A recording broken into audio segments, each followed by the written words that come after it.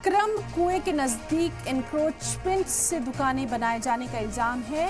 12 दुकानों पर बुलडोजर चलेगा। एसडीएम ने दुकानों को चिन्हित किया है। अक्रम कुएं की खुदाई भी जारी है। तो आपको बताएं कि संभल से ये बड़ी खबर है, जहां संभल कोतवाली के सामने की दुकानों पर बुलडोजर चलाया जाएगा। यहां कुएं के नजदीक एनक्रोचमेंट से दुकानें बनाए जाने का इल्जाम है। 12 दुकानों पर ये बुलडोजर चलेगा। एसडीएम ने दुकानों की पहचानदही की है, निशानदही की है और कुएं की खुदाई भी लगातार जारी है। तो संभल से ये बड़ी खबर है, जहां संभल कोतवाली के सामने की दुकानों पर बुलडोजर चलेगा। आपको बताएं कि कुएं के नजदीक एनक्रोचमेंट से दुकानें बनाए जाने का इल्जाम है। 12 दुकानों पर ये बुलडोजर चलेगा। एसडीएम ने दुकानों की निशानदही कर ली है।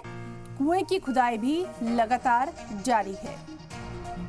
तो संभल से ये एक और अहम खबर, जहां संभल कोतवाली के सामने की दुकानों पर बुलडोजर चलेगा।